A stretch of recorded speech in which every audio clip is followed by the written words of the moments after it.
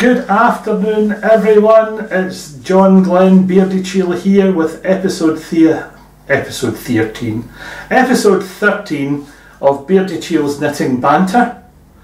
I am John Glenn, also known as Beardychiel, and you will find me on Facebook, Twitter, Instagram and Ravelry under that name. And if you're looking to contact me other than those, you can get me on email as beardychiel@gmail.com. And I'd like to welcome back all those who are returning and have been following the podcast since they started or have joined us along the way. And to anyone who's a new viewer, thank you very much for joining us. I hope you enjoy your time with us. It should be a bit of fun. And I do look forward to anyone contacting me and having ideas for things that they think they might like to see included in the podcast, or things which they think would be of interest to other knitters. Any questions you have for me about myself, my knitting history, or things that I'm working on or involved in, please feel free to send to me via any of those media or comments here on YouTube, and I'll be delighted to deal with them in the next podcast so that everyone hears what's happening. Pardon me, my lunch is repeating on me.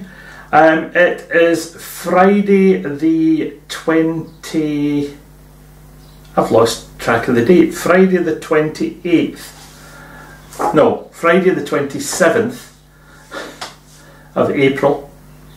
And it's about 2 o'clock in the afternoon, 2:30 in the afternoon. The sun is shining. I'm back in the conservatory, which is my favourite place to podcast, and I hope you enjoyed your time with us. What have I been up to since the last time we spoke together? Well, it's been rather busy. It's been a couple of weeks, and since we last spoke I've had 2 weekend trips away.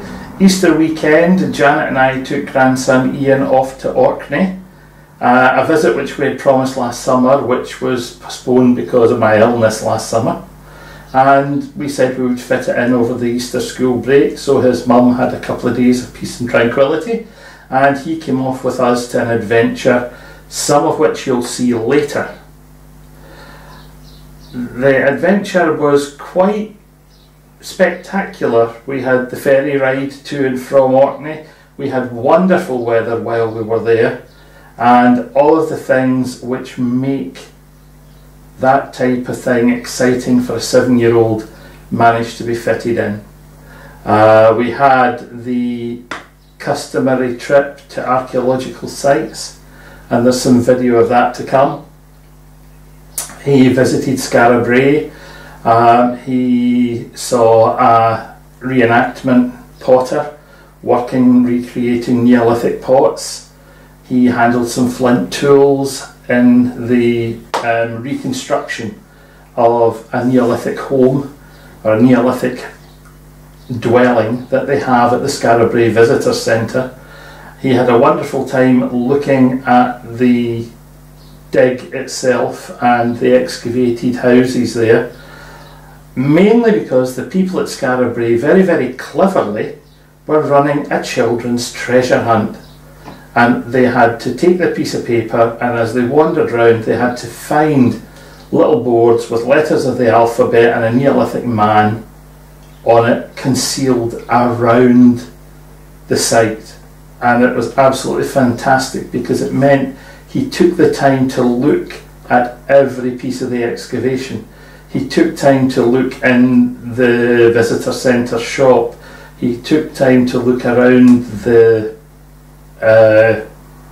reconstructed dwelling to find these clues, and that added for him dramatically to how much fun the whole thing was. Hopefully you'll see some of that when you watch the little video. Now, the reason the video is there wasn't actually for you guys. Ian said, well, we'll make a podcast, and we did make a podcast of the trip to Orkney, specifically for him to put on a memory stick and take to school as part of his development as a young presenter, saying, here's me presenting information on my trip to Orkney. So that's done, it's on a memory stick ready for him to pick up tonight, and he's going to take that back to school Monday morning to show off to his teacher and his class. It's quite an important thing in the education system here in Scotland, because learning at home as well as learning in school is considered an integral part of the education of young people, and it's something which is greatly encouraged. There is a system in Scotland whereby paper and electronic portfolios of people's work are supposed to be maintained between the start of primary school and third year, at least third year in high school. And we're back on the M's. I know that that happens in the local high schools. Having worked there for a long time and having seen the systems developed, I know that the teachers try to maintain these records. And having parents and grandparents contribute by helping the kids to put together these types of things and sending them in is a massive godsend. It helps the teachers provide evidence that the young people are having a much more rounded educational experience than just what they are delivering in school. So I'm delighted to help Ian contribute to that. Look at me, you'd think I had never retired rattling on here with educational theory. Slanshire, it's just a soft drink, but it's a very warm day here. And if I'm gibbering like a budgie, my throat's going to get dry. And strange for me, I actually have a set of broadcast notes sitting here, very quickly scribbled together just before I started, just to make sure I didn't miss anything out. So, from here, where are we going to go? Well, we visited Skara Brae, we visited the Ring of Brodgar. We did try to visit Maze How, but it was unfortunately, it had undergone a change of location for the visitor centre, which Janet and I missed, so we didn't get there on this trip. We also managed to spend some time just driving around Orkney, generally sightseeing, looking at beaches, trying to see wildlife. We did track down a wool shop, and I'll talk about that later when I get to stash enhancement. It's called the Wool Shed, and it was absolutely wonderful for me. But for the meantime, let's have a little bit of time over with Ian and Beardychiel and Beardy Granny in Orkney. See you in a couple of minutes. Hello everybody. We're going to Orkney.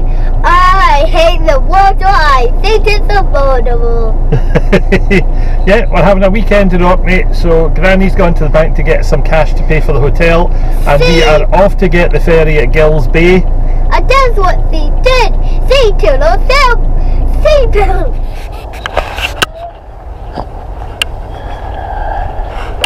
Right, let's go. This is a replica house. Oh, so it's not the real house? No, this is a copy. Let's go. Oh, wow.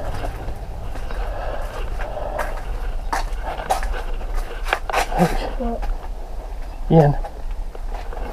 And I am a replica Stone Age man, so there you go. You can go. Go on and say hello. Come on. Come on in. Come on into my house, my replica house. Indeed. How are you doing? Fine, thank you very much. Wow, this is exciting. Well, I'm busy doing some pot making over here. Oh, go and see. These beds look as if they would have been maybe comfy with all those furs. What do you think? Would, indeed. So, you know, I'm sure that's exactly what they do. They filled them with sort of grass and a soft underbedding and all sorts of stuff, and get in there and keep warm. And you'd want to keep warm around here, wouldn't you? yeah, and a big fire cosy in the middle would be good. I do wish. No cosy fire for the porter. What I'm busy making here is what's called an unstand bowl. So that's one of these. Go on. Don't drop it. He looks worried. Go on, put your pencil in your pocket. I'll hold the pen for you. 2 hands to it. There you go. Alright, there you go. You go. And that's a Neolithic porridge bowl. There you go, how's that? You like a good bowl of porridge. You keep your hands nice and warm, and it sits in your hands nicely, doesn't it? It's a sort of round-bottomed pot. And in Britain, most of the pots in the Stone Age were round-bottomed, so big flat slabs of stone that you can go and you can break off from the rock. So people started using those to make beds, and then to make things like this dresser here. So this thing here is a dresser, and it's made from big lumps of flagstone. And as long as you had 20 strong friends, you can go and get yourself a tabletop, and you'd have the place to put the things, wouldn't you? So what they start doing is they start making their pots with flat bottoms. And the pottery they made is called grooved ware. And you see, it's got this one's got lots of grooves in it, and that one's called grooved ware, and that one hasn't got any grooves in it. So there, that's got ribs on it, but it's all called grooved ware. But grooved ware is the type of pottery they were making when they built Skara Brae. So this kind of pottery and this kind of pottery were both being made. This is probably earlier, but they sort of overlap with one another. And the pots I've been making here are grooved ware. That's a pity you didn't want to make a pot. That would have been fun. Well, let's do time later. We might come back. Wait, look, it's been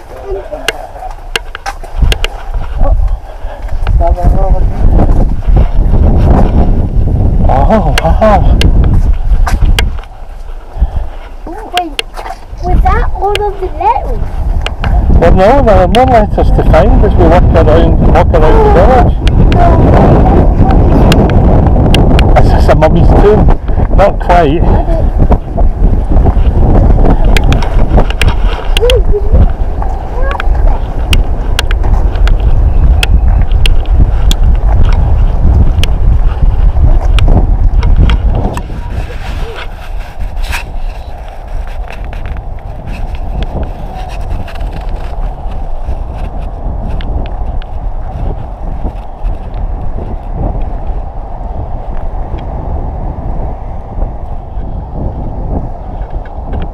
Keep watching for letters.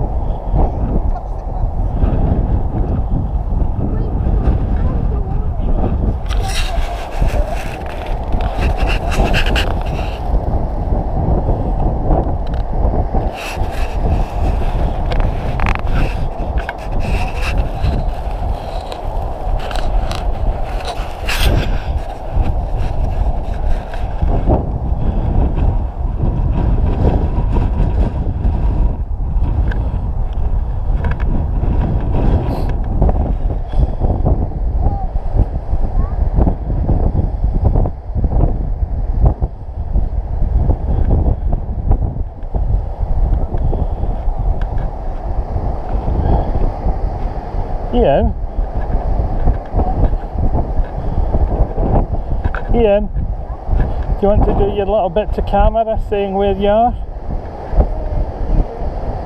Oh no, it's for your school, so you need to tell me.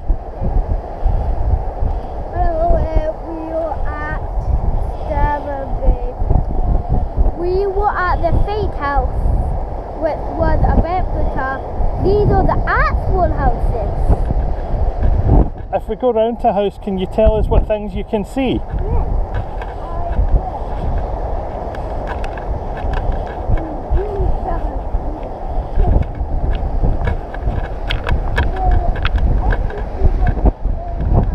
Right, let me catch up with you.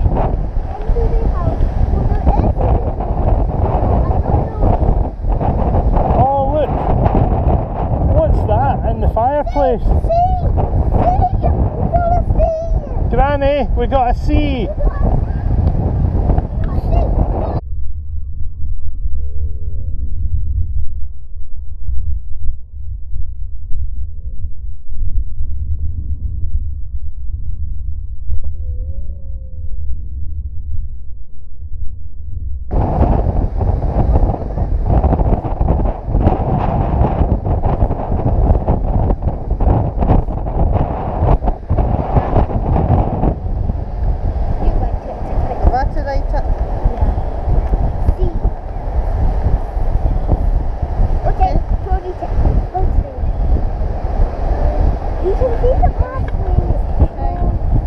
up, are we? Yes. Lead the way. Intrepid mini explorer.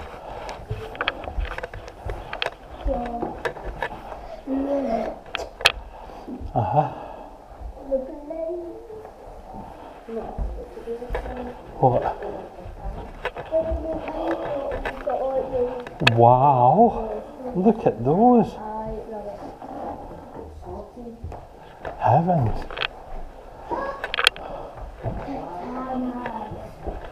Got well identified, Ian. Katana. That one is wakizashi. It's not katana. What? That's not a katana. No, it's called a wakizashi.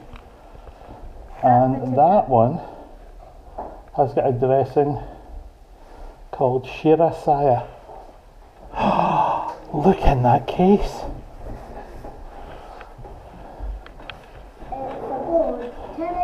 It's a golden eagle. It's a golden eagle. A sheep. A sheep. Heavens. Wow. Okay. It's an incredible piece of taxidermy. Somebody must have stuffed that a long time ago. Whoa. Oh, that is good. I love it. Yeah. No, don't talk about your grandmother that way. What? Oh, what's that? A spinning wheel. Oh.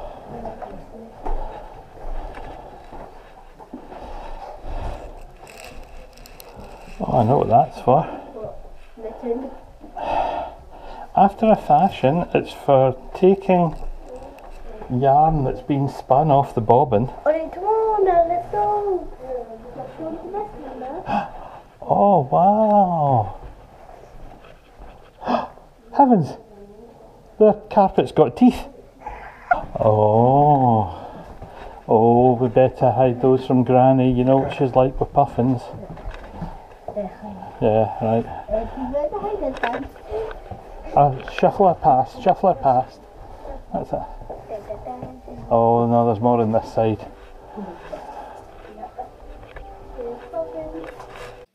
Well, would you credit it?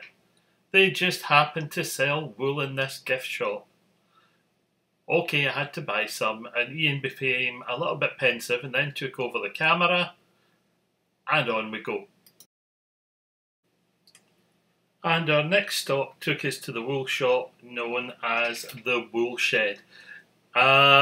Was quite an interesting visit.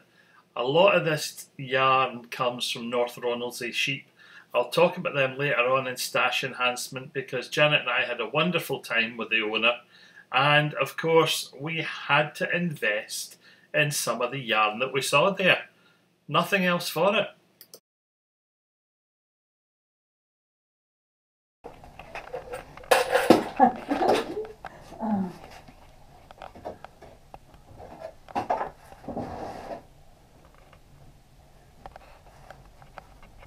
Quite an Aladdin's cave. I've got a Hattersley loom next door actually, so I've got a bigger loom to play with. The house is the 1700s. It's got a kiln on the side there for drying grain. Wow. And obviously you've got a door there that went into the buyer for the pallet. Yes. But yeah, this bit is the most interesting, this second one. If you feel like doing weaving, you know, you should have a look at a rigid Think head. about one of those. Yeah. Oh, it's the time. Well, tell me. And so we get to day 2. Day 2 was an interesting time because we decided we would visit the Earl's Palace in Kirkwall. And it's an amazing old building. Quite a labyrinth to explore in the inside. And in exploring and photographing and filming, we created a presenting monster. So I hand you over now to my local historian. 3, 2, 1, you're on. Hello everyone. Now we are in the castle. Now it will look like the Knights of the Round Table. And you see these little holes, they can be used for lots of things. But we're going to put them at the end so we know what they're for. So to advance the castle, there is a light thing. Now I'm guessing you cannot go to that room of the castle. Maybe. But you could come. So now we are at the top of the actual castle. Now everyone, we are going away on the way down. So we'll stop filming for safety. Yep. See you in a minute or two, everyone. See you in a minute or two, everyone. Bye bye. Bye. The spiral staircase would take us up to that little window, and it's a bit steep for an old man like me to go up and film from, so I'm going to hand over to super cameraman who's going to go up the stairs and film me. Okay. Right, it's on. Hello. So I'm going up the stairs. Stairs as you're going. What? Don't point it at your face, point it at the stairs. Yes, so we're going up. Oh my. Oh my! I'm going. Keep going, I can nearly see at the top. Oh wow! Hello. You made it all the way to the top, Ian, well done. Hello! I'm going back down for safety sake. Down carefully. I'm going down for safety sake. There's the white bit of the stairs, that's it. Okay. Yeah, we're going down, people. We are going down. If Mrs. Doden, if you're watching this, if you are named, if you might see for Mrs. Doden, then you have a nice weekend. Okay, I'm handing it over to John Van. Now we're going to find. Hello, this is the end of the tour of, you guessed it, Orkney. We are heading back to Sozo, and if you could turn around, you could see the Orkney boat, and I have my phone with. That's a nice view, isn't it, guys? The Pentalina Ferry. The Pentalina Ferry. So, Beardychiel, Eoin Beardychiel. Beardychiel? Oh, in the back. Yeah. High five. High five. So have we had a good weekend? Yes, we have. We had a wonderful weekend. We've had good food. We had a nice hotel to stay in. We had a nice bed. We did. And what have we done today? We've had a nice granny. A nice granny. We went. Where did we go first? We went. Can't remember. In the pool. Yeah, in the pool. Swimming in Stromness. In Stromness. And Ian got Skittles from the machine, but we haven't eaten them yet. Yeah. And then we went I to. got an apple too, and. We shared. I drank the door. What did you get? Rainbow rice pops. No, rainbow pops. Rainbow pops, yeah. Oh, I think it was rainbow. I had 3. Ian had the rest because I can't eat a lot of them because I'm diabetic. Did I have 5? No, I had 6. 6? Oh heavens! Right, anything else? You had 10 at first. Oh dearie me! I'm gonna have to clean the front of my car. Look at the mess you've left. Oh, 50. And then where did we go? We went. 1 minute. Into Kirkwall. We went into Kirkwall and we saw Dog Mountain to a swimming pool. No. And as you saw in this day, we went to The Earl's Castle. We went to The Bishop's Palace. She doesn't speak. She doesn't do video. It's just you and me. So she doesn't want to be on camera. No, not at all. So, as you can. Right. So we're heading on the ferry back to Caithness and back to Thurso. Hope you have a nice weekend. Happy Easter. And Cheerio. cheerio. And also have a lovely, lovely Easter egg hunt. Well, I hope you enjoyed that weekend trip to Orkney, and you would see the enthusiasm in some of what Ian was doing. You would hear the exhaustion in some of what Granda was doing, and Granny just sailed through the whole thing. I must say it must have been a good event, it must have been a good weekend, because we couldn't fill him with food. He crossed on the ferry and decided he would have a bacon roll on the ferry, so he ate his bacon roll on the ferry. We came off, and when we got to Skara Brae, we decided it was lunchtime, and we went into their restaurant, absolutely stunning little tea room and restaurant. Granny ordered some Cullen skink, he ordered a sweet potato and pepper soup, which he thought sounded nice because he likes sweet potato.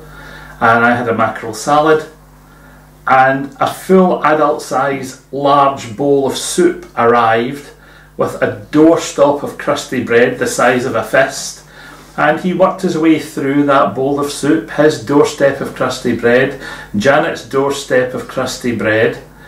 He managed to avoid my salad, he doesn't do green things, but that was fine, filled him up.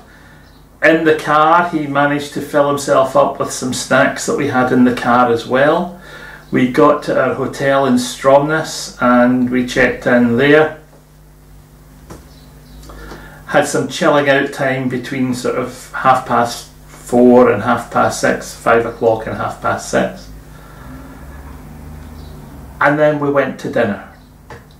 Now, Ian is not a great one for children's menus.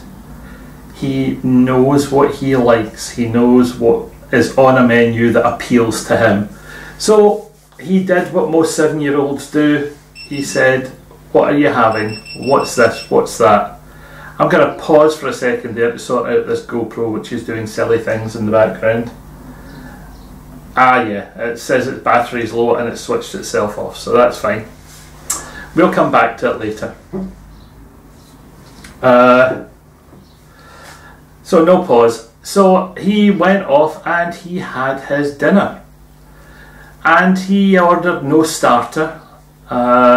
He ordered haddock and chips for his main course. And he had an adult portion of haddock, which was 2 fillets the size of my hand, and an adult's portion of chips, and the whole lot vanished. And then he had an adult's portion of sticky toffee pudding and cream, not ice cream, cream, he said.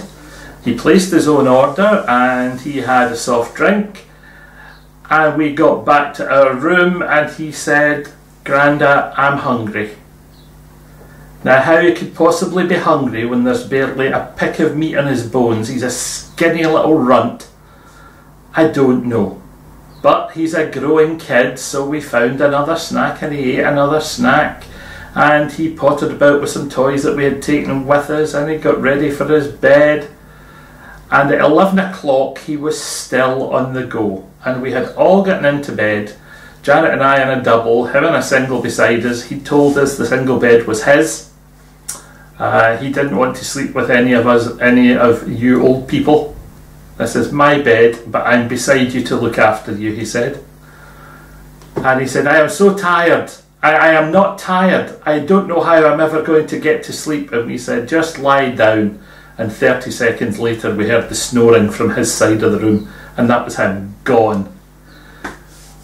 Sunday we got up and we took him to the local swimming pool, so we had a swim in the local pool in Orkney. Unfortunately, you can't really just nip into the sea in Orkney and go for a swim, because the water of the Atlantic or the North Sea, depending what side of the island you're on, because you're in the Pentland Firth, is bitterly cold. It's somewhere which has temperatures just above 0 Celsius most of the time in the water, so it's alright for paddling. And it's okay for diving if you get an appropriate dry suit and thermal layers with it. These people manage quite nicely. The local surfing community manage quite nicely in their wetsuits or their dry suits. But for me, I'm afraid that's just a bit on the chilly side. Excuse me, my eyes feel a bit gritty today. I don't know why. Anyway, that was the trip to Orkney. A great success. I thoroughly enjoyed myself. The historical bits in the Earl's Palace and the Bishop's Palace were absolutely wonderful fun. I've never seen the little fella's face light up so much as when he realised he was in a real castle, and he could go up and down the stone stairs and up the spiral staircases and try to talk about what had happened in each of these big rooms. Really, I had a big grin on my face because I was enjoying watching his enthusiasm.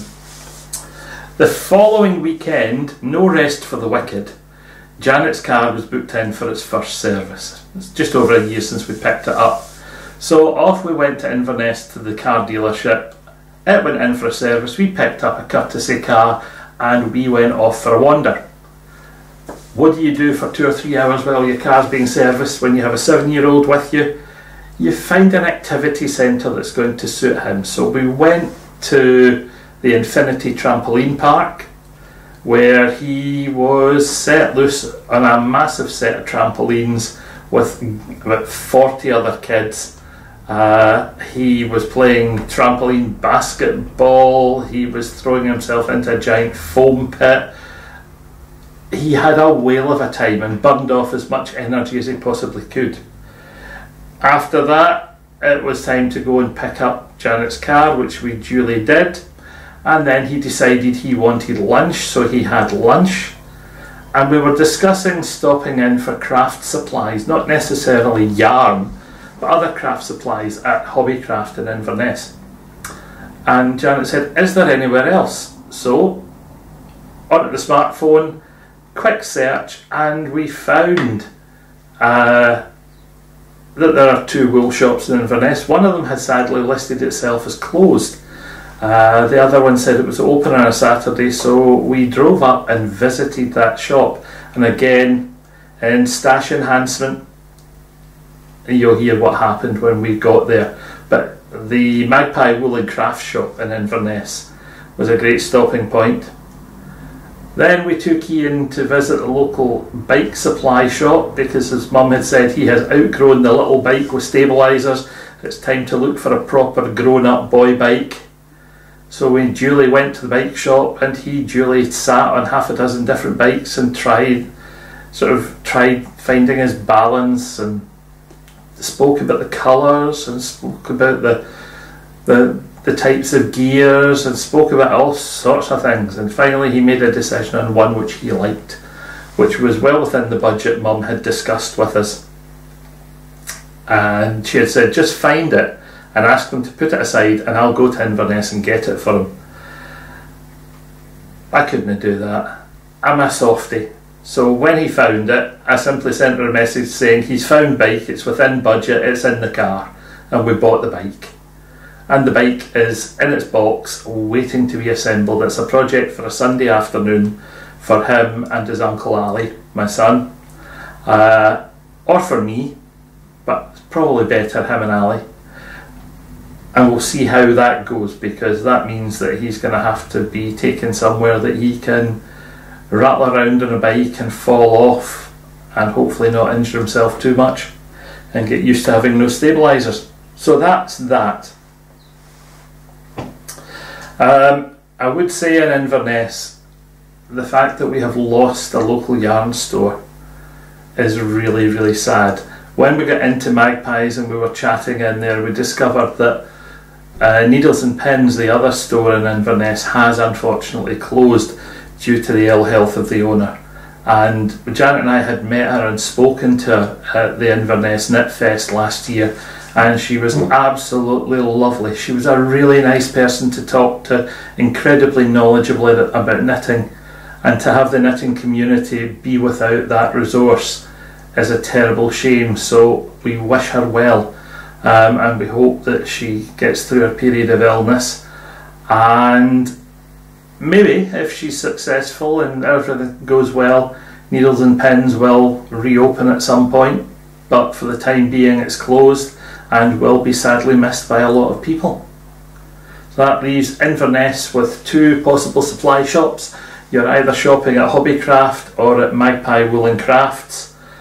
Other than that, you keep your eyes open for occasional supplies of yarn popping into Aldi and Lidl, and they don't always have a high wool content, and they sometimes have some interesting bits of cotton from time to time, and they do have some acrylics from time to time. So good luck to the people of Inverness. But I think I've rattled on for long enough. I'm going to pass you over to me and to Works in Progress. Back in the comfy armchair, and I'll speak to you soon. Cheerio, bye. Well, hello folks, welcome to me in the comfy chair, and as you can see I'm just sitting working away here nice and quietly. The project I'm working on at the moment is a scrap project. These are the last little bits of the yellow and grey JC Rennie 4-ply that I used for the stranded work Aran bonnet or hat earlier in the year, and there was enough left to do a little something with, and I decided I would turn them into a bandana. Not a full shawl, just something very short that will do a single wrap round the neck, keep you warm on a winter's day. And I've decided to stripe it, pop some holes in it. Simple triangle, increases in the centre and at both ends, and knitted on straight needles. Nothing too spectacular here, and it should be relatively straightforward. As you can see on the floor in front of me, my good friend Taz has decided to come and join me this afternoon, and he's basking in what sunlight there is, enjoying himself. I'm at the stage with this that I've decided to bind it off, so I've gone for an I-cord bind off. I haven't positioned the camera particularly well today as I'm looking back at this footage, but hey, we'll make do. So 3 stitches, slide them back onto the left hand needle, and then just knit 2 and then slip, slip, knit. Come on John, knit 2, slip, slip, and then knit 2 together through the back of the loop. And that'll progress nicely as I work along the bind off. I'm right at the beginning at the moment. The finished object should be in the next podcast. There might even be a picture on Instagram before that, if I remember, but it's gone quite well at present. The yellow and the grey seem to work well together. I decided I wanted a bit of extra depth in the centre, so I've created a pattern section right in the centre without holes, which has some extra increases thrown into it. Rather than having 3 stitch increases there are 5 stitch increases, and there are 2 nice little reducing sections. There's not much of this yellow yarn left, just enough for the bind off, I think, and then we'll be at the end of this particular project. So for this one, Beardychiel's going to say, see you in a little while, and hopefully that'll take us to the end of this section. Well, here we are with the second part of the works in progress for this episode. As you might have guessed, this is a voiceover that's been added after the knitting, because while I was knitting the works in progress, I happened to be sitting blethering to Janet, and we were sitting watching the TV, and I thought, do you know something, I've just realised that I'm going to have to take this soundtrack off. So, I'm sitting wearing a set of headphones with a microphone sitting quite close to my mouth, and I haven't done this before, so I hope the sound is reasonable.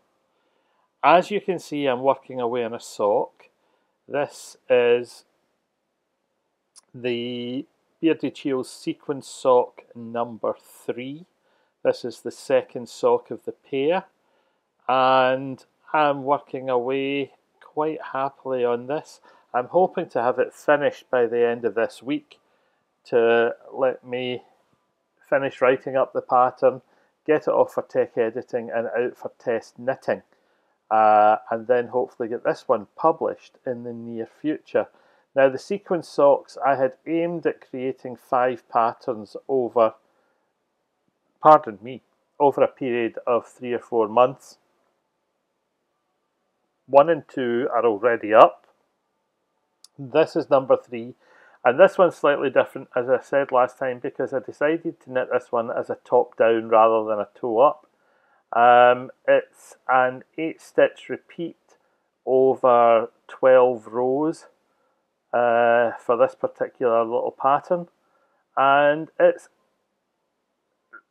not even a cable, it's just 2 stitches which are sliding diagonally across a reverse stocking stitch background, and it has worked out quite well when you actually put it on your feet to try it.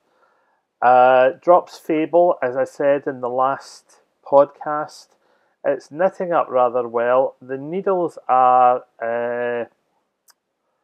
what are they? Knit Picks Clicks, I think, 2.5mm, and I find them very, very pleasant to work with. Nothing difficult there. This is a 68 stitch sock. I would normally knit a 72 for myself, but I decided on this one to try and take it down a little bit just to see what would happen. If it ends up a bit on the neat side, it's not the end of the world for me. I'll be quite happy with that. But it does give me something a little bit different, because an 8-stitch pattern does not fit nicely into a 34-stitch half sock. So there is a 2-stitch single stripe of stocking stitch up the halfway through the side on both sides, and that seems to work quite well. The toe and the heel on this one I have decided to make a little bit differently. So they have how can I describe it? I've forgotten the name of the stitch. It does have a distinctive name. Anyway, this pattern, when it's stretched, shows you some slight staggered diagonal lines. It's nice and pleasant. It's going to be absolutely fine. And I think it's time to dig out that finished sock and have a look at how it appears on a foot. So, we'll just pause for a second and I'll go and stick this on my piggies. Well, it's not the prettiest of sight, my bare foot nor my bare leg, but here we go. One sock comfortably fitting on there. It's nice, comfy. I'm happy with the way the heel has come out. Hello, Taz. It fits nicely. It's snug without being too tight. The pattern, I hate to say, but the pattern on that Drops Fable is almost impossible to see. Probably if it was put onto just a self-coloured rather than a self-patterning yarn, I would have had a better effect. But as part of a test knit for a prototype, I'm happy with that. And we will see how they go when it goes off out to the rest of the world.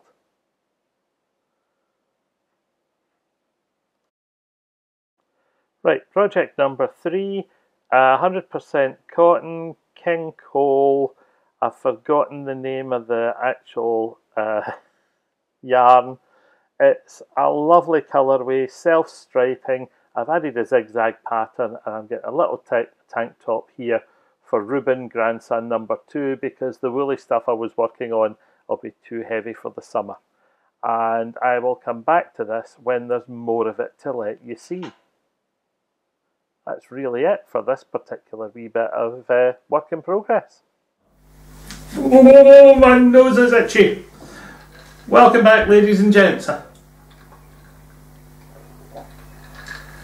I should have did that just before I started. Oh, as you can imagine, I'm filming this and I've got notes that say stop here, start here, stop here, start here, edit in this, put that in here. So this is all just one recording with me stopping and starting and grabbing a slurp in between times. Knitting has gone on apace, and over the last little while you saw me showing off Beardychiel sequence socks number 1.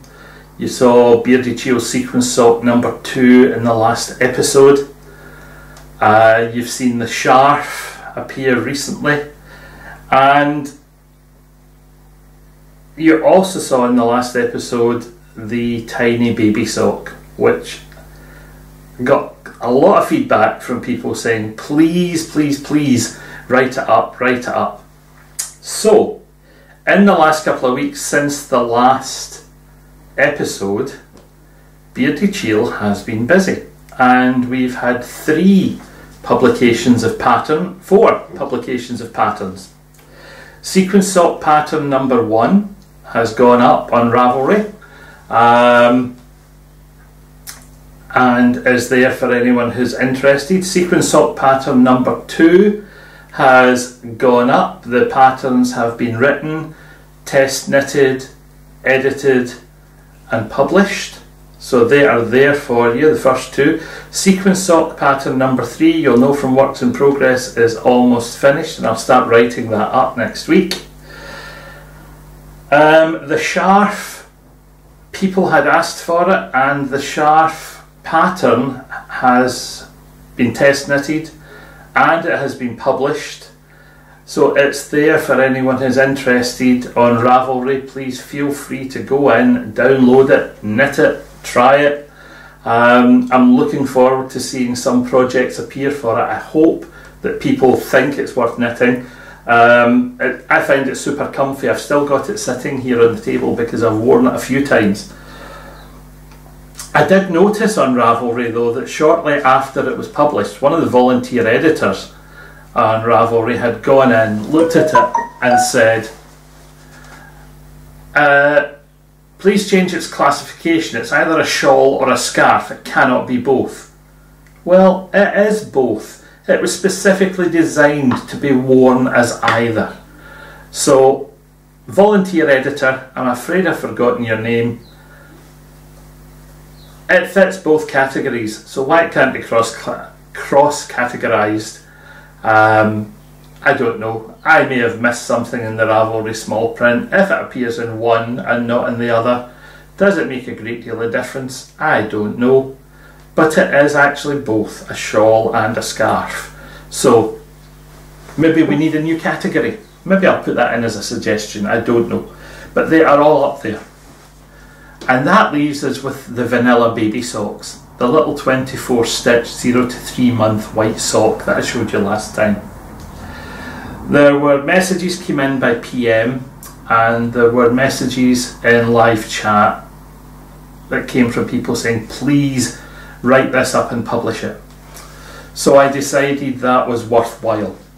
So I sat and I jotted down the pattern for myself, typed it, sent it for a quick edit and popped it up on Ravelry.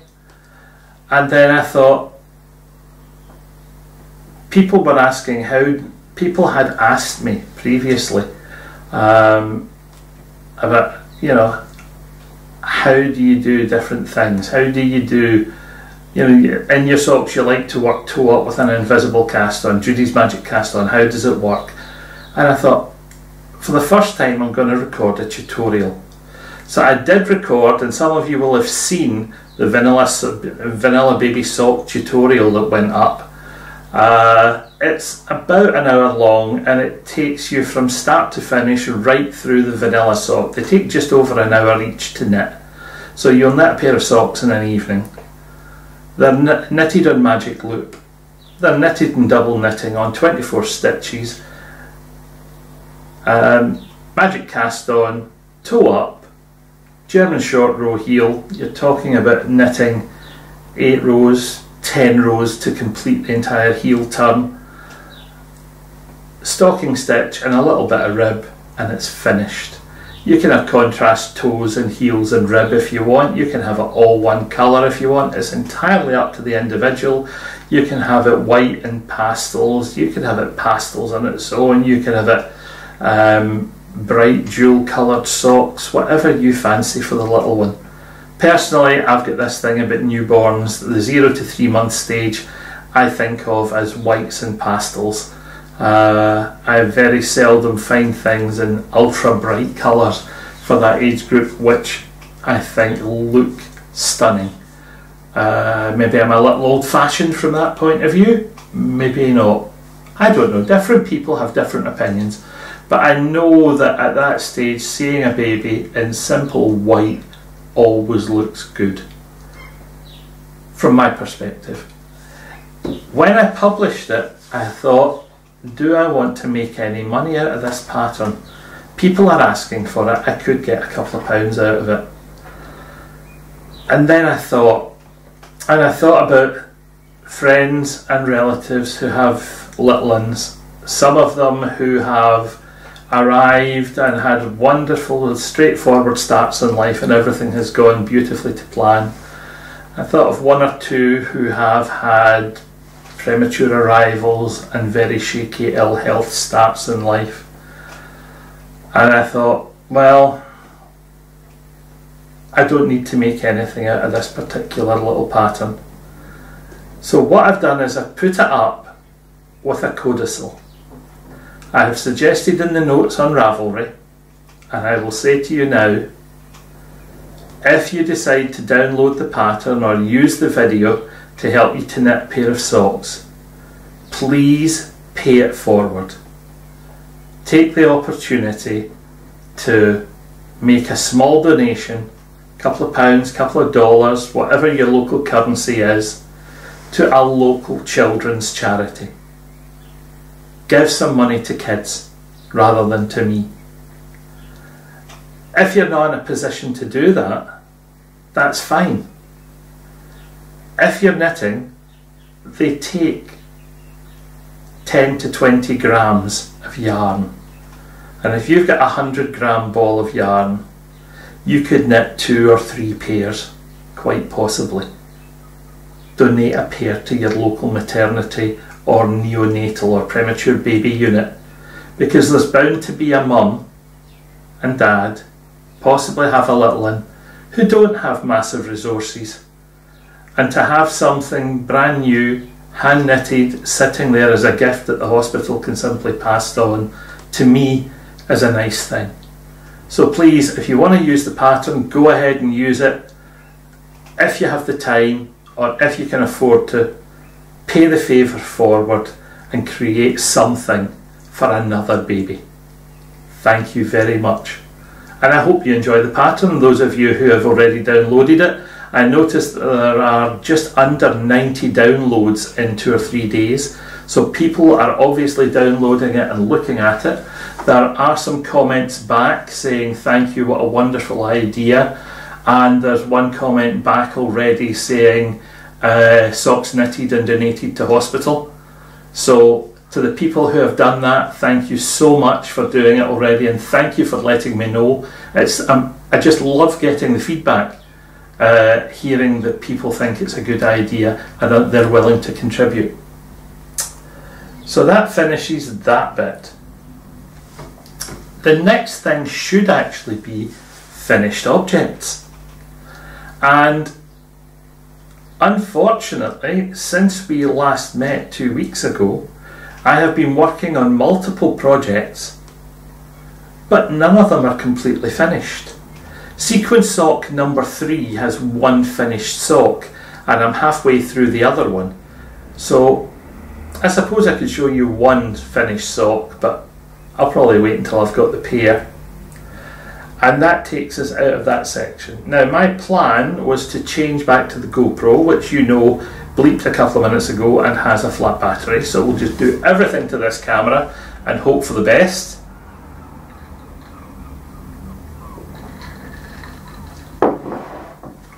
So let's move on to stash enhancement, or rehomed yarns, whatever you decide you want to call it. Different friends, different people call it different things. After the Edinburgh Yarn Festival, I thought I had done everything I possibly could in terms of yarn. I had stocked up reasonably well, and I was well prepared for what I had planned for myself over the next coming months. And then just before the last podcast, David Rakes, this boy, had had a clearance in his Etsy shop. So Janet and I went a little mad and I bought some more yarn there, and then David sent us some freebies which I showed you last time. Absolutely wonderful. Great idea. We don't need any more yarn. And then we went to Orkney. Now, the last thing I was expecting, I knew we were going to visit the wool shed, but I did not expect to spend a lot of money on yarn in Orkney. And we wandered around Scarabray, and we had our wonderful excursion around the site, and we found all of the letters for the puzzle that Ian was working on. And adjacent to Scarabray itself is a country house called Scale House, which is open to the public, and you can, when you pay your entrance fee for Scarabray, pardon me, it covers entrance to Scale House. And Janet and I have been there before, and I knew that there were one or two things in Scale House which would interest Ian. So in we went. And we wandered around Scale House, as you would have seen. And at the end of it, just before you leave, you go through the little gift shop on the way out. And as I walked into the gift shop, Janet said, "Oh, look, there's a basket of yarn." And lo and behold, there was a basket of yarn. Photograph appearing somewhere, because I'm sure I took a photograph of it. And I picked up the skeins of yarn, and I looked at them, and I looked at their prices, and I put them straight back down again.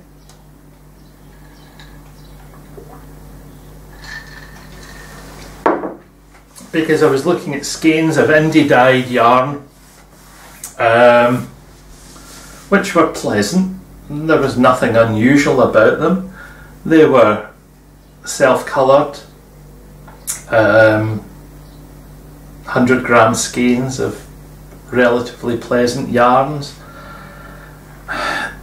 Nothing wildly exciting, but priced at the round about the 23 to 25 pound mark for 100 grams. And for me, that's a bit more than I am willing to pay in general. When you're looking at yarns at festivals and things, and in most stores, if you're looking at 100% wool or wool and nylon sock mixes, or you're looking at a pile of specialist single breed yarns, or wool and silk, wool and linen blends, the average is about £15 for 100 grams. And I say that roughly as an average price for most skeins of yarn, which I think is reasonable for small projects. So I turned to walk away from that, and in front of me were some balls of yarn. They were Aran weight, and this is them. There's a creamy beige and a silver grey, sort of natural 3-plied 100-gram yarn, 100% wool, 167 yards to the 100 grams. From the Isle of Owskerry, North Ronaldsay wool, natural undyed wool from Orkney's seaweed eating sheep. So, North Ronaldsay breed sheep on the Isle of Owskerry and turned into Arden yarn, and it feels quite nice. It's not something I'm going to want directly on my skin. I find it just a little bit on the, even through the beard, just a bit on the scratchy side for me. So it might make a nice hat, it might make a nice exterior for a scarf, but I don't think I would want it directly skin to skin for a long time. Doesn't mean that it's not going to make a reasonable scarf if you've got something else on as well. But it feels nice. It looks to have a relatively nice twist, which is going to make for quite nice stitch definition. I did have a plan for a scarf project for it, and that was a great start to my Orkney wool shopping. This came in at about the £14 a ball mark for 100 grams, which for single breed I thought was reasonable. I thought, yeah, I can live with that, so I bought two. I could have bought two of the same colour, but I deliberately bought one of each to force me to be creative, to force me to do something interesting with the yarn. So that was that one. That was fine. We finished our trip and off we went. As I said earlier, we were going off to visit a place called the Wool Shed. Now the Wool Shed is close to but outside a village called Evie on Orkney, and I took a trip to the Wool Shed and we drove up a single track road and we found a flagstone barn, single story, single level flagstone barn with a sign that says the Wool Shed. Parked the car, got out, went to the door and found the sign that says, if there's no one here, please call it the house. And there was a croft house on the other side of the garden, so I went round the croft house and found the door and chapped on the door and nothing happened. And then I thought, wait a minute, this is a croft house. If this is the front door, I can just about guarantee that it is never used. Where's the kitchen door? And I continued walking round the house, and then I found the end of a driveway which had come in a circle where cars and vans would sit and turn and farm vehicles would fit quite nicely. And there was a porch with wellies, and there was a kitchen door, and the minute I chapped the kitchen door it was almost opened within seconds for me. And the lady said, oh, well, I'm just working away in the house today. I wasn't actually thinking that I would have anyone to open for, but since you're here, I'll come and open up.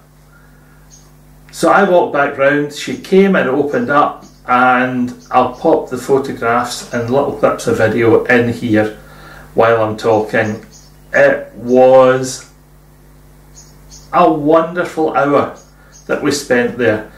Janet and I wandered around, Ian read a comic and had a snooze in the car, and this woman was fascinating. A knitter, a spinner and a felter. She takes fleeces from her own sheep and from other sheep in the area. Again, where possible, she concentrates on North Ronaldses, and these, as a breed of sheep, are quite small. Apparently the entire working amount of fleece, once it's skirted, that you get from the average North Ronaldsay is only about 1 kilo, which is a lot less than some sheep apparently. And the North Ronaldsays that she had all happened to be dark in colour. Consequently, some of the yarn that she had was dark in colour, but she also had these same two colours. And that's when I almost fell flat on my back, because the same Aran weight North Ronaldsay single breed yarn from the Wool Shed in Orkney was half the price. Half as much as I had paid at Scale House for the Isle of Owskerry North Ronaldsays. Teaches me that I should actually do my shopping around before I do my spending, because I would have had twice as much yarn to play with, and it's the same quality. It's every bit as nice to the touch. It's no coarser, it's no finer. It's absolutely stunning yarn, and I was quite perturbed. And when she looked at my face and she said, "You've been to Scale House, haven't you?" And I said, "Yes." She said, "How much did you buy?" I said, "Oh, only 2 balls, but the price difference is frightening." And she said, "Yes, it is." And then she told me the history of how long she had been in the business and the amount of fleeces that she collects annually and where she sends them off for processing, because there's nowhere on Orkney that will scour and spin. So when she has fleeces to process, they have to be sent either to the mainland, or it is possible, I'm told, to send them to Shetland, to Jameson and Smith, and pay them to process them for you and send them back. And one of the problems that she said she was having with some of the processing companies was they would take her fleeces and they would process them and they would send her back the appropriate amount of wool at the appropriate weight, but they could not, from some companies, guarantee that she was getting back the fleeces that she had particularly sent.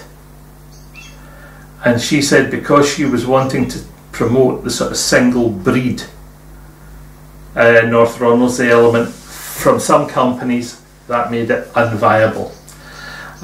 One of the other companies who she had used in the past had put their minimum order from 100 kilos of fleece per batch up to 200 kilos of fleece. And as she said, when you're getting 1 kilo per sheep on Orkney and people are keeping 10 sheep, 20 sheep, you're looking to work your way around a lot of crofts and get a lot of excess in order to find enough for a single commercial batch for processing. So that meant that she's had to hunt around and change suppliers a couple of times for the scouring bit, because the number of people who hold appropriate Environmental Protection Agency licences for dealing with the wash contents that come off of scouring sheep, detergents, lanolin, grease, etc. There are very few licensed scouring companies left. I think there are a couple in Wales, there are several in England. I think Jameson and Smith still have theirs, still do theirs, and I think New Lanark still do as well. I haven't contacted them to ask, and I probably will at some point, because I find it quite fascinating. I'd like to know just what's happening to the industry. I don't know about the new spinning that's happening in Uist, so whether Uist wool is scoured on Uist and spun on Uist, or whether it's sent off scoured elsewhere, brought back and spun, I don't know, and hopefully I'll find out at some point. It'd be interesting to hear, because by the sound of things, for the people who are working in the yarn industry and trying to create unique products for us knitters, it's not as straightforward for some of them as you might expect.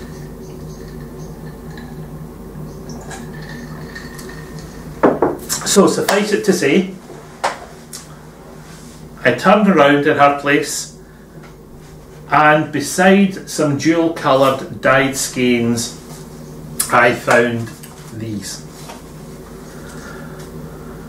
Now these are natural dark brown fleeces which have been over dyed, and they've been over dyed with reds, blues, greens, yellows, and the yellows have become ambers, the reds have become maroons, the greens have become bottle greens, the blues have become like a muted navy blue, and it's just a really, really nice, really deep colour. I'll try and zoom in on these and let you have a decent look at them.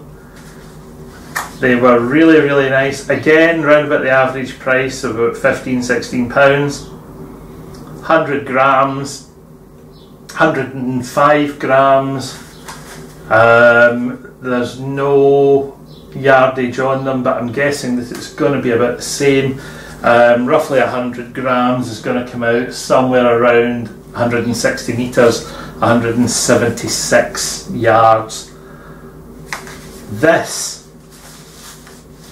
is a heck of a lot softer than this. Now, the over-dyeing isn't done by the owner of the wool shed. She has one of her friends who's a dyer do that for her. But this one, I don't know if it's something in the preparation, but this is an awful lot smoother on the skin, and I think I would be happy wearing that. But that leaves me with 400 grams of Aran. Now, I know that we're coming into the summer, so I'm not wanting anything incredibly heavy, and I know that I originally said scarf. But if I have 400 grams, I'm beginning to wonder if a shawl beckons. I think it could be quite interesting to convert these into a shawl. I think it would be really, really nice. Its weight would be wonderful. Oh, these smell. These smell absolutely fantastic. I hadn't noticed that before. Very 1960s wool from a wool shop smell. What about this one? Nothing. Absolutely nothing. Nope. Yeah. Slight hint of oil, slight hint of sheep. Yeah, that's a much more natural smelling product. And that's a strange conversation to have. I'd never actually thought of that. So that was that bit of Orkney. Absolutely wonderful.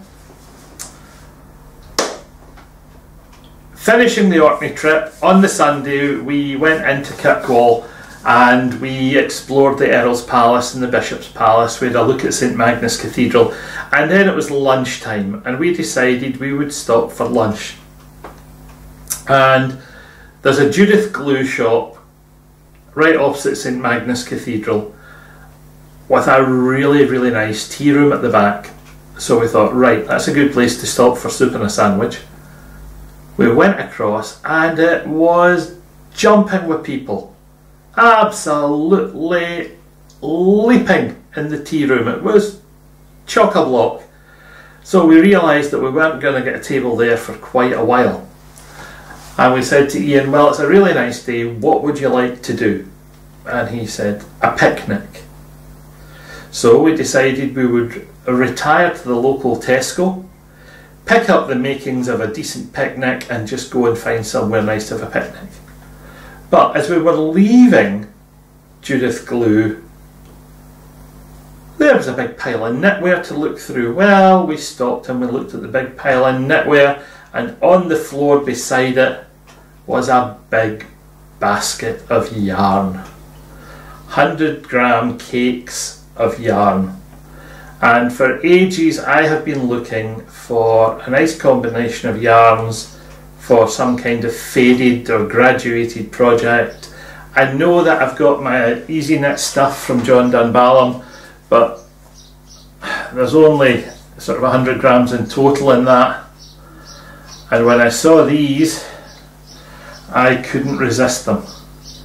So 3 purples and a cream, a deep purple, between purple and navy, a deep heather purple, a pale heather, tweedy, flecked purple and a natural cream colour.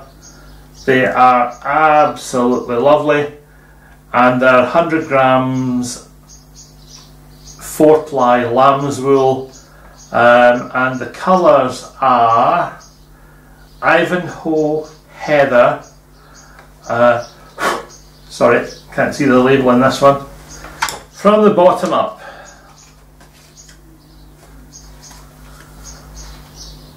Right. From dark to bright are Ivanhoe, Heather, Confetti and Winter White, and I think that lot together are going to create a really nice effect for me. Now, there being 400 grams, I have to debate whether or not it's going to be shawl and hat and gloves combo accessories, or does this go into a garment? There are a few faded shawl ideas out there, and I have to say the glue label on this does make for a reasonable guarantee of quality. These are 100 gram balls priced at £9.95 each, so again a reasonable price. Less than £10 a ball for 100% wool. They smell like the ones I absolutely adored, and they're nice. Yeah, they are nice to the touch. I could quite happily wear those. Yeah, they'll be fine on my head, round my neck. I don't know that I'd necessarily want them.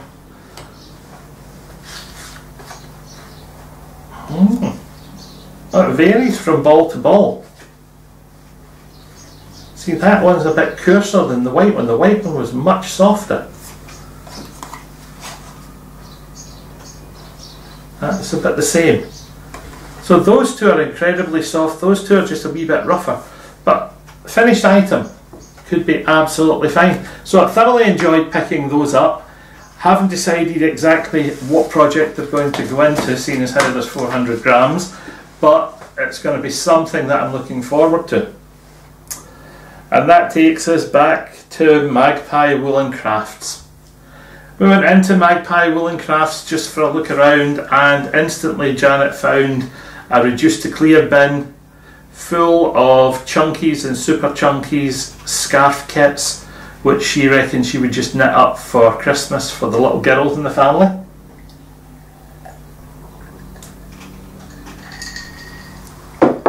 Which is wonderful. I wandered round thinking, I don't know quite what I'm wanting. If I want anything, I've got plenty of wool, I don't really need any more. And then I saw I saw a section of wall labelled sock yarns, and I just stopped for a browse. That's all I did, was stop for a browse. I didn't mean to be there for a long period of time, but I came away with this. 75 superwash wool, 25 nylon, 460 yards, 420 metres. King Cole zigzag sock yarn. Where are we? Lot 1827. Colour is 1242 camouflage.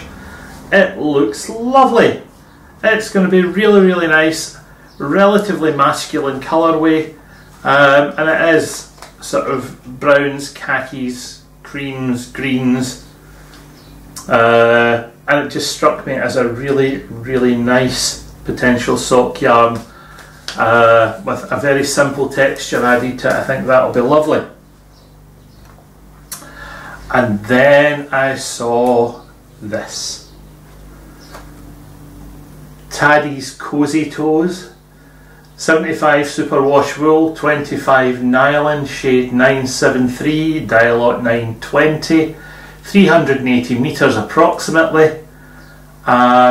It's got a little bit of bloom or blush on it as you look at it. It feels peachy soft. it feels wonderful, ears, neck, whatever, and I have a cunning plan for this one. Having just finished the vanilla baby socks, and I'm looking at this, and it's primarily cream with some soft mint green and some dark khaki green strands. Now, whether it's going to be self-striping, it doesn't describe itself as self-striping. Produced in Bradford. It's a 4-ply for hard wearing, comfort, warmth and style.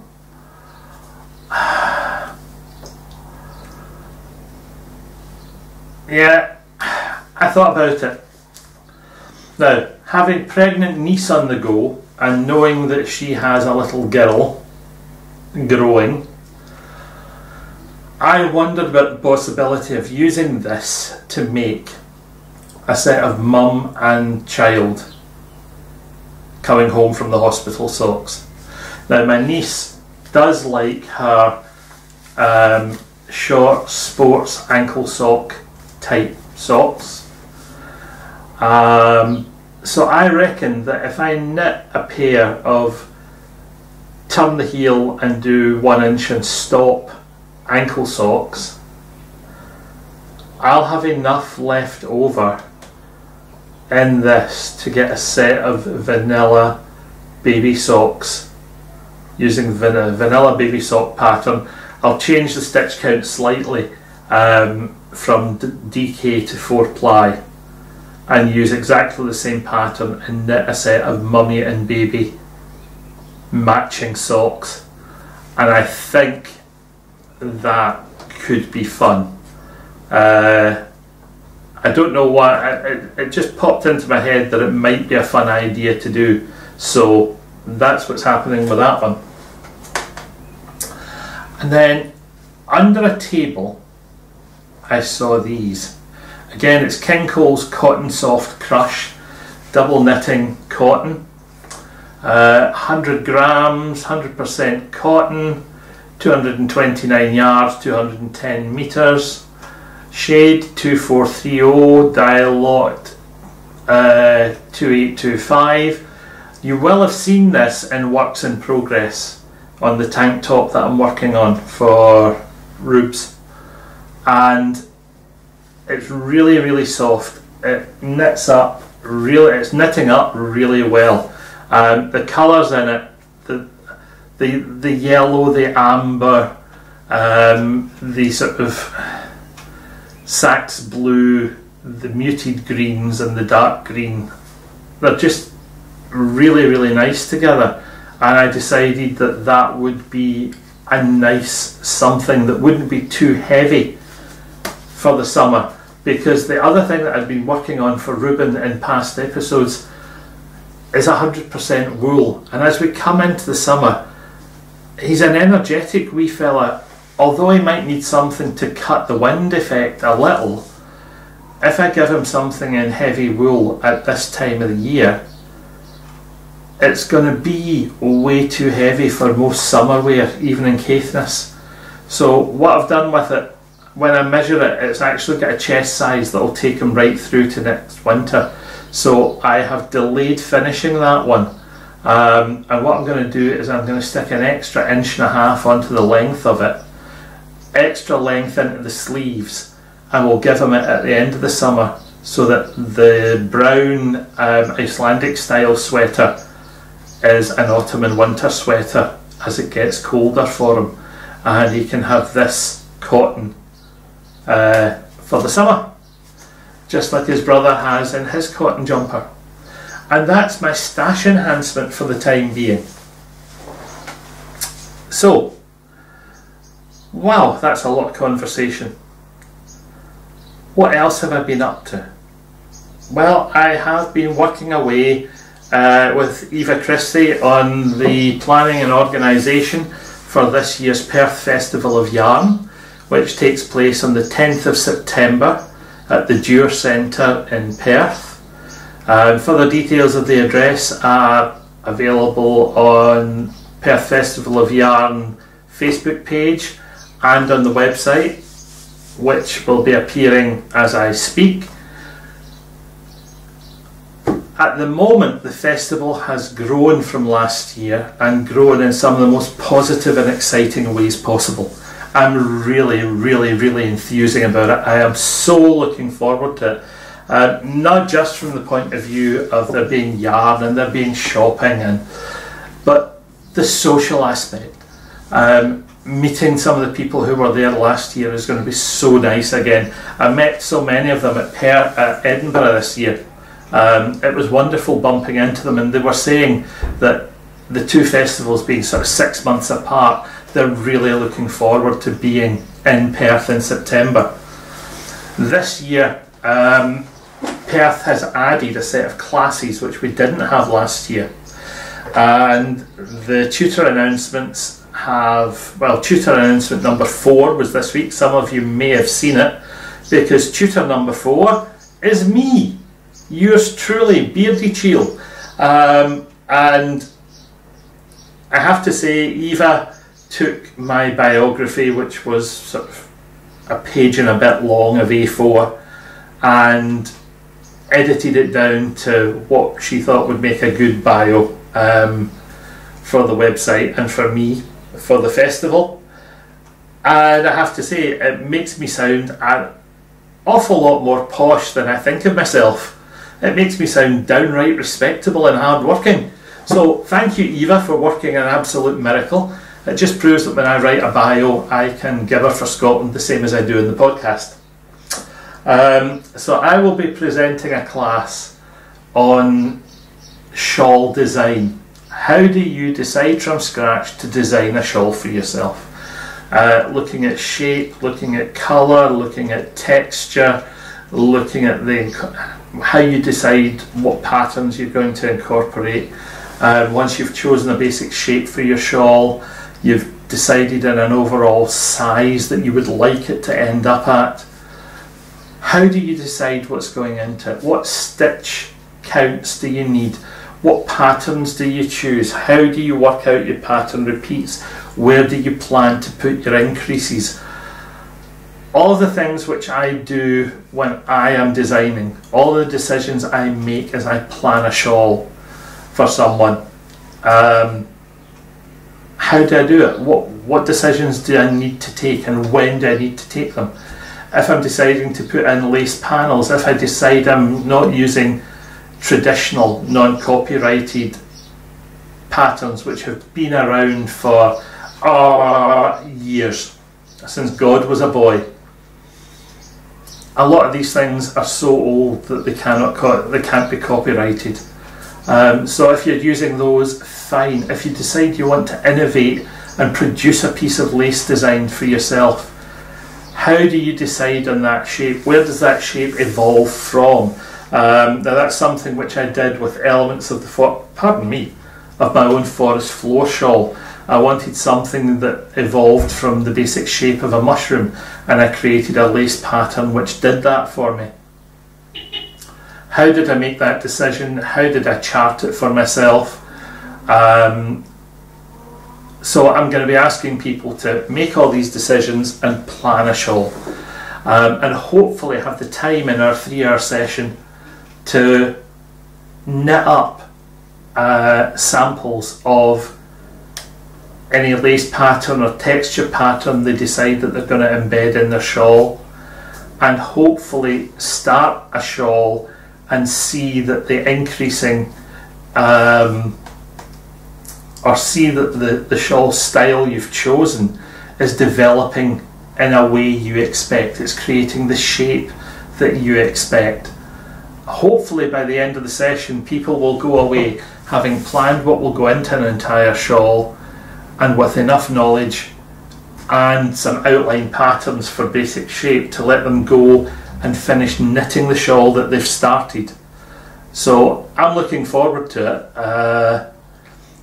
Eva had said to me, how many people do you think you can cope with? Is it 10? Is it 5? Is it 15?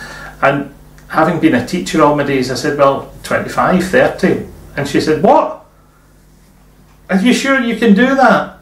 And I thought, Well, I've done it for the last 20 years. So, you know, teaching a group of people I don't find particularly difficult, whether it's one session or two. I'm thinking that probably to allow enough one-to-one time in that 3 hours to make it really a good session for the knitters will keep the numbers lower.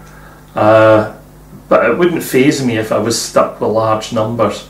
So if you're fancying coming along, that'll be great. For those of you who want to explore double knitting, Nathan Taylor, Sock Matician, is going to be there delivering, I think, a couple of sessions on his demystifying double knitting class, which we're looking forward to. Sarah Berry from Northchild Knits is going to be there, and Sarah, I think, is teaching 2 different classes.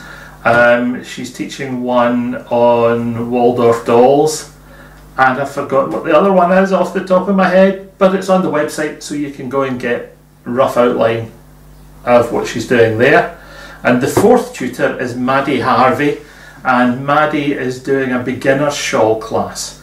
So for folk who probably haven't tackled a shawl before and are thinking they're going to do it for the first time, here's a toe in the water introduction to help people develop the skills they need to get through that first one.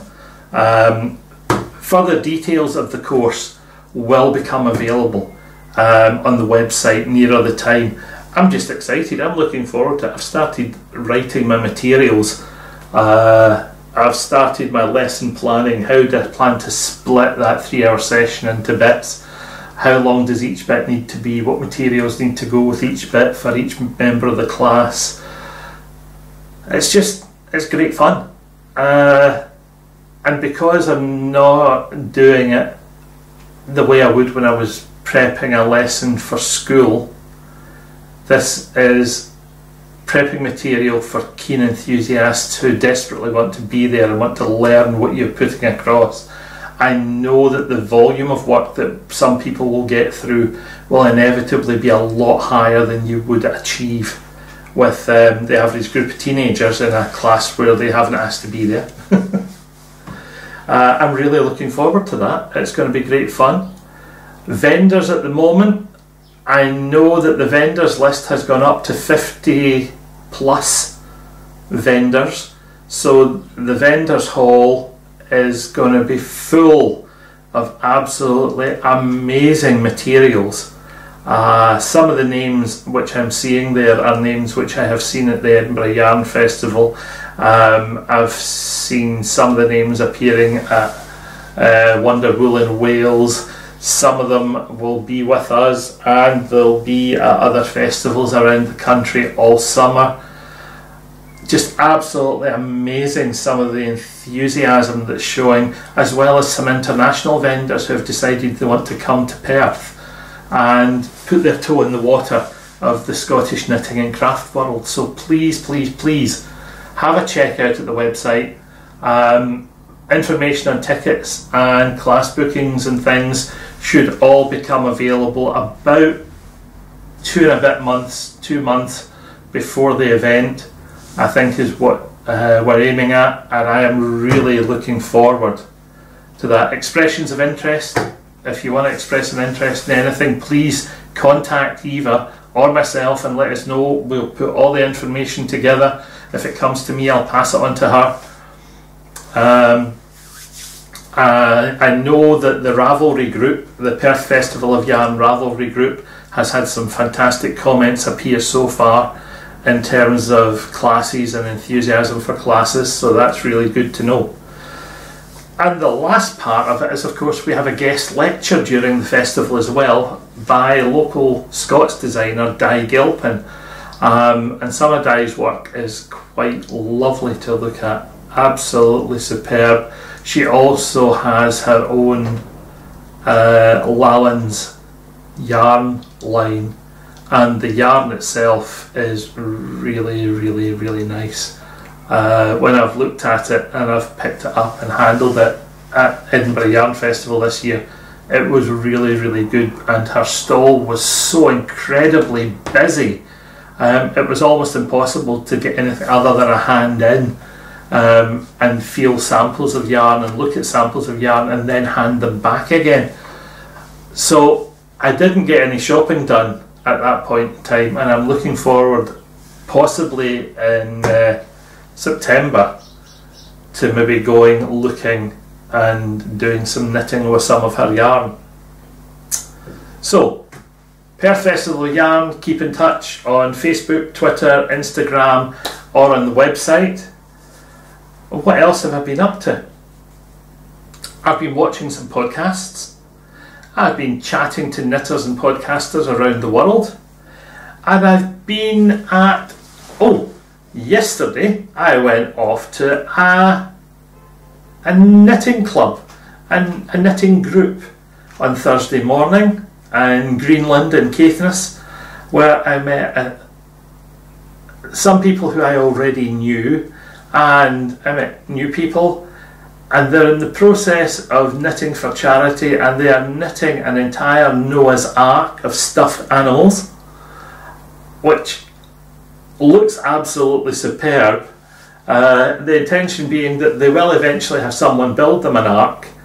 They'll populate it with Noah, Mrs. Noah and all of these animals and raffle the whole lot off for charity, which I think is absolutely superb.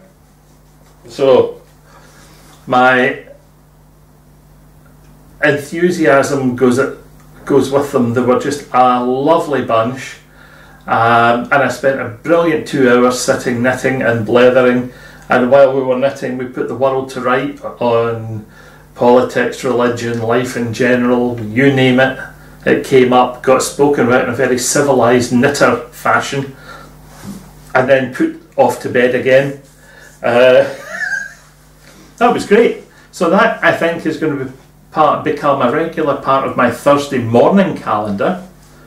But in the evenings, I have occasionally been dipping into virtual knit nights. And a group of podcasters and knitters, some of whom met at Edinburgh Yarn Festival through the alternative Ceilidh.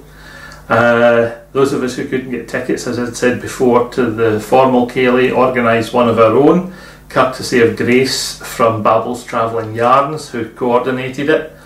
And we are still meeting online and chatting on a daily basis, and every couple of nights someone suggests a virtual knit night, and they have all downloaded an app which allows us to sit on our tablets, laptops, mobile phones, whatever, and multi-screen live video conferencing of us all sitting, chatting and knitting. Now, the last one I was on had folk from all over Canada, the US, Ireland, England and Scotland. I'm told that we occasionally have Anna in Sweden joining us as well. Every time I've been on, I think I've managed to miss Anna, which is unfortunate. But it's absolutely wonderful. What a great way of getting people together.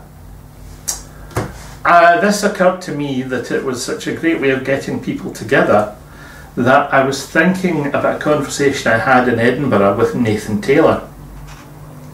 And we'd been talking about how do you promote getting men to knit, or getting men knitting together, because men getting together to sit and knit, there are male knitters out there, but most of us are male knitters in isolation. We're out there on our Tod doing our little bit of knitting in our town, village, county, country, whatever, not necessarily associating with a group of other male knitters. And when you go along to things like knitting groups, you might find that you are the only male in your area.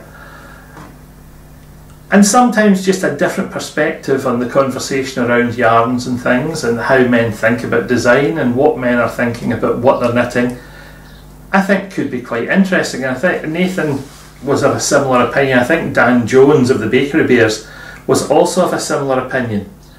So I had proposed to them a few weeks ago that we might try running a virtual knit night ourselves and having a chat just to see how the system worked.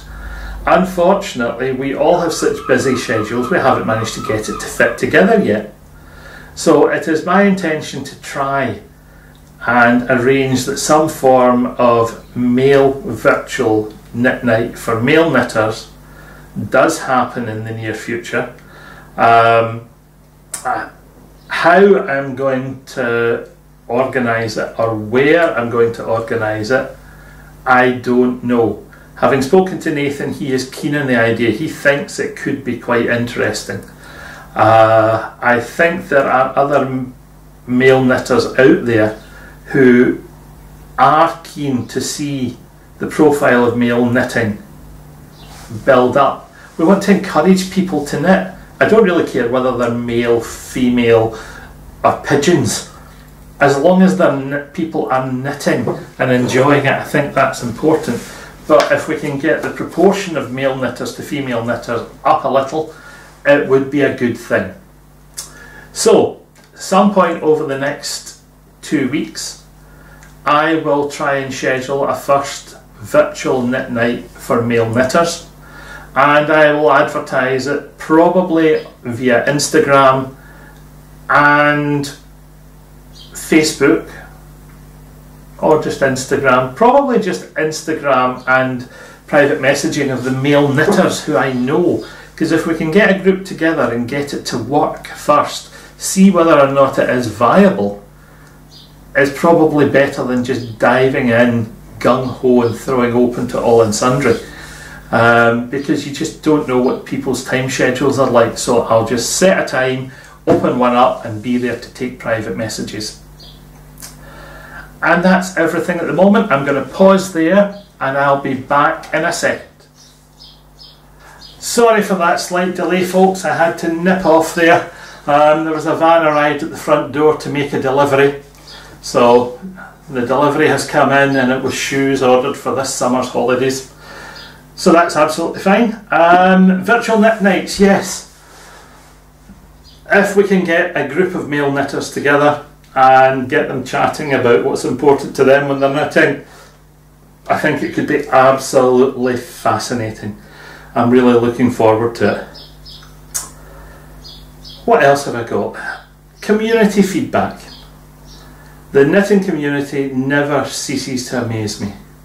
The feedback that comes based on the podcasts is generally always pretty positive. It's always constructive. I've never had anyone with just a blatant negative, your podcast's garbage, why are you doing this and wasting people's time? Well, you don't have to watch if you think it's a waste of time, but the comments that I do get, whether they're in private messages or in public forums, they're always generally aimed at, it would be great if you could also do, it would be nice if you would tell us about, thank you for talking about such and such, does this mean? Or how did it affect you? And I'm quite happy to share most of these things with people. If you give me information, questions or comments which I can use directly in the podcast, that would be a great help. Any questions that you would like to see answered live while I'm blethering, please feel free to send them in. I'll be delighted to have them.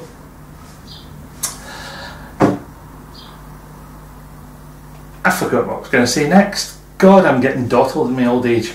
Anyway, oh yeah, podcasts that I've watched. What have I been watching since we last met?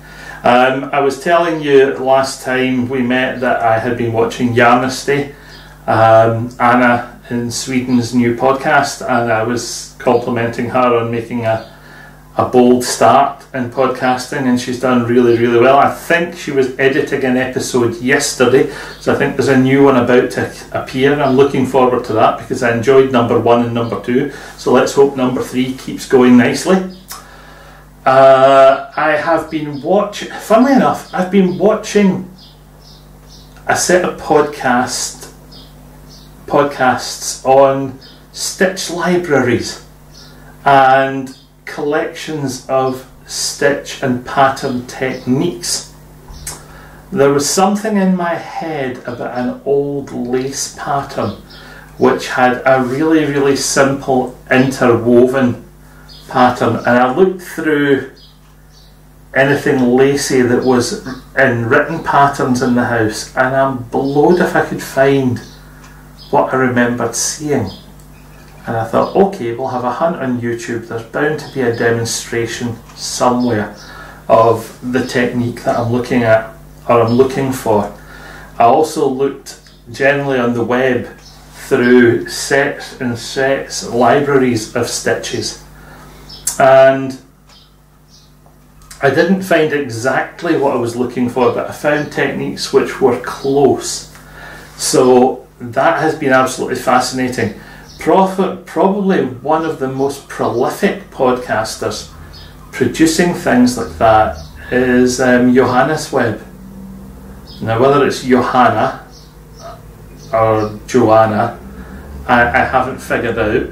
She's an older knitter, I'm guessing, from the timbre of the voice and the structure of the hands, which you see, I've never seen her face in a podcast, only her hands and her voice.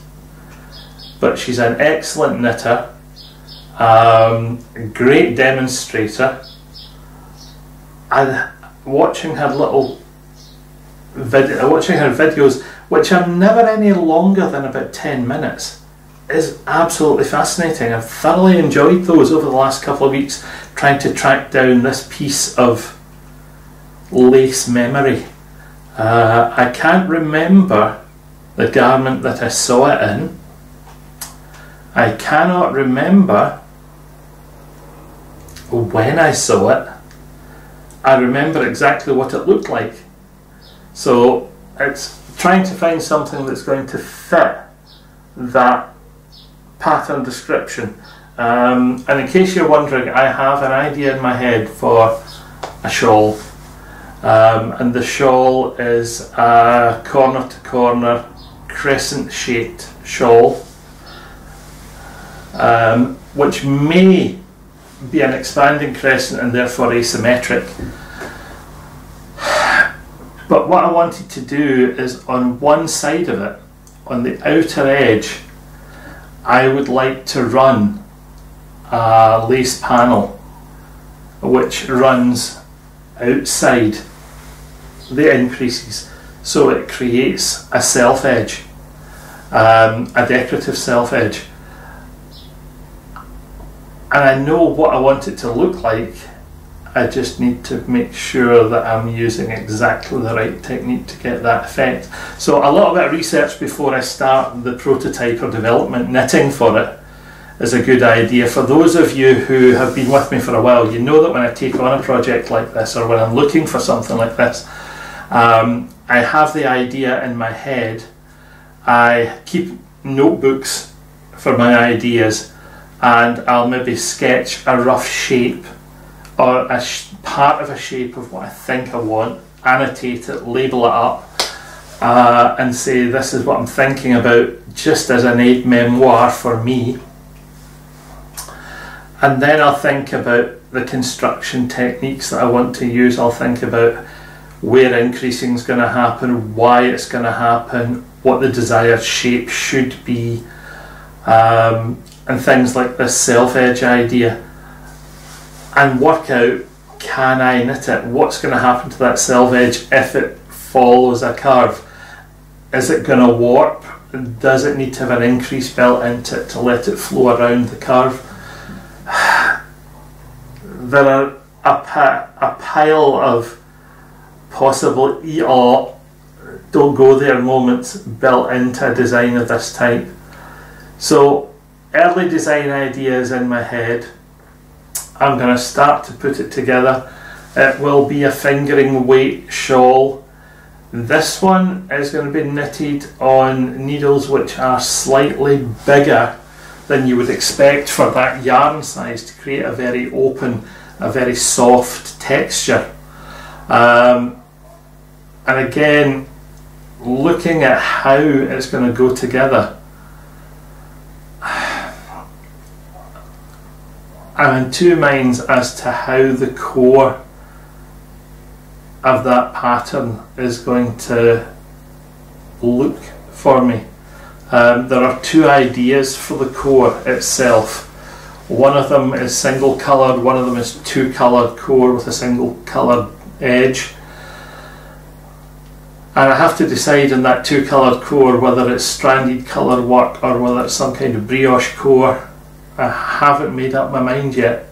That bit of development is still in the go, and if that is what's happening, how do I integrate that into what I've planned for the selvedge?